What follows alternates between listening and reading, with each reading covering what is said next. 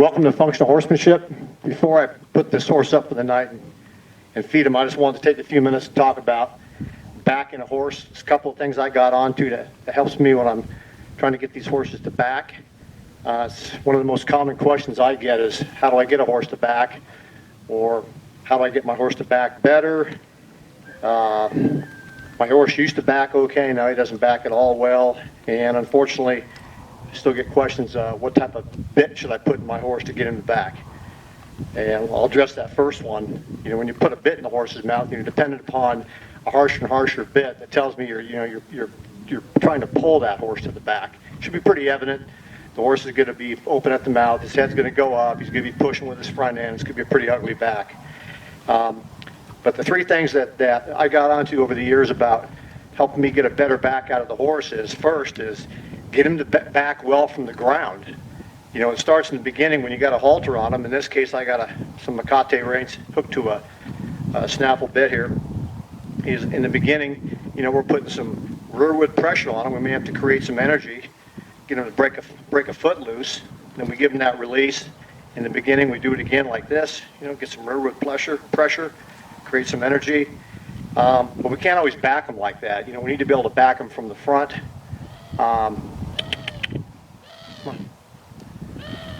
You know, but you may have to do that in the beginning, and otherwise, you know, when you're on the ground, you know, you should be able to back your horse with a change in feel of that lead rope.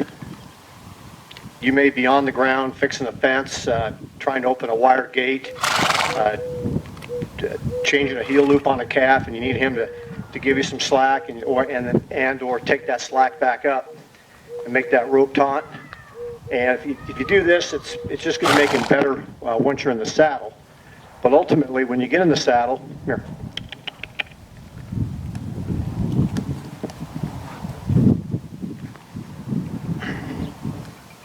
Ultimately, when you get in the saddle, the two things that I've come to understand, or at least help me, is one is you got to get him soft in the face.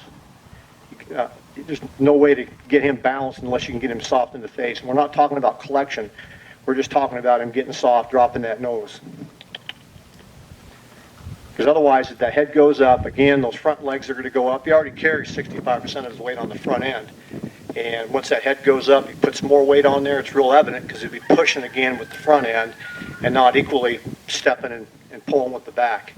So, again, the two things really is just getting him soft and then getting my legs off his barrel. I don't use my legs on his barrel.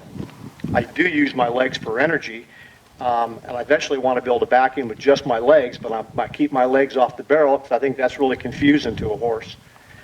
We're going to demonstrate here in a second. Come on. Over. There you go, buddy.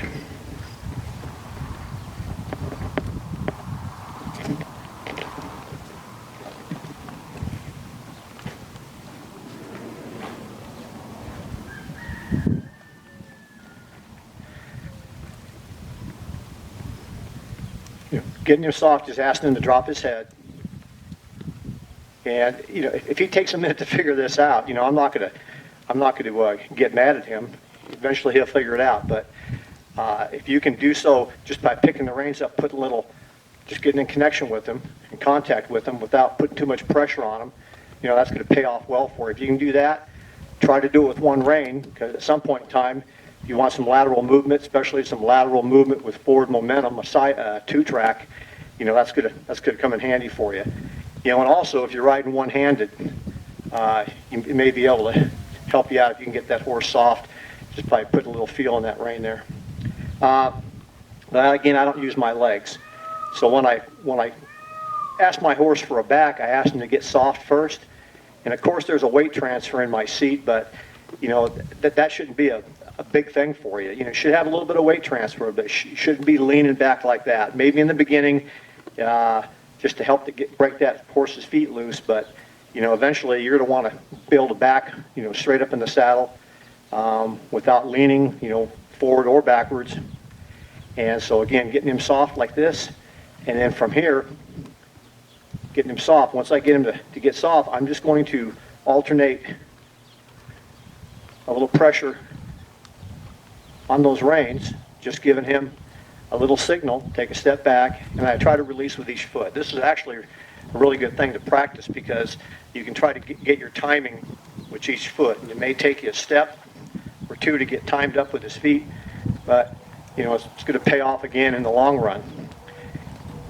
And then when I get the horse to do that, here I'm going to exaggerate with my feet.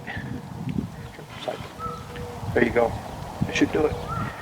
I'm not going to bang on him. You know, a lot of people think that if you pull the horse's head down or put some pressure in his mouth and you squeeze, that means go to the rear. It's like a gear shift lever, and this is the accelerator. It doesn't work that way.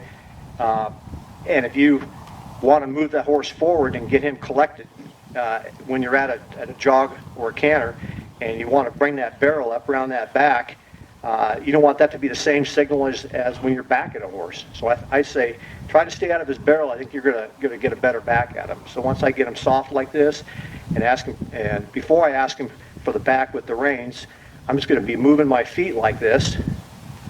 This is an exaggeration, and then I ask him to take a step back, and he starts understanding those feet move in that manner. You know, that I may need him to back. Eventually, I'm going to get to the point, I don't think he's there yet, but if I can ask him to get soft and just move my feet, get soft, move my feet, you know, I can get a back out of him. That's going to pay off when I'm riding one-handed, opening a gate, and I got to get him backed up to position up to open that gate, or maybe I got a rope on a calf, and I can only ride one-handed, and I can't put too much of a feel on that range to get him to back.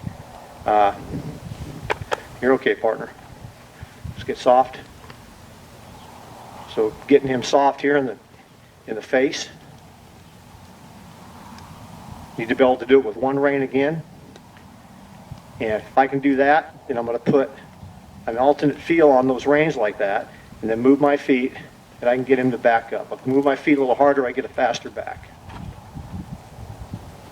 And in every end of the year arena challenge that I host, I have one or more events that require the competitor to back their horse straight, back in an L, and you know, this is the very basics here. And if you can do this, you know, then you can, you know, work on getting that back end pushed over to do an L, or controlling his back end and his shoulders to get some bend in him to get around in a figure eight or a circle or whatnot.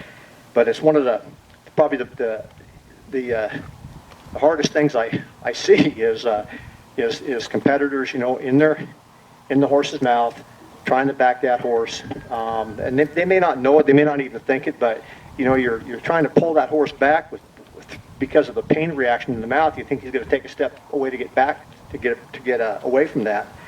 You know, you got to feel that. It's got to be off balance. It's got to be an ugly back. Maybe somebody should tell you that, and you'll figure out a new way. But anyway, again, get the horse soft. Work on those really micro signals. All I'm doing when I'm asking him to move back is I'm just closing my fingers off like this, alternately, get him to take a step and use my legs off his barrel, and that's been a key to me.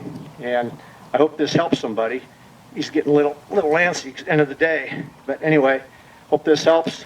You all have a safe day now.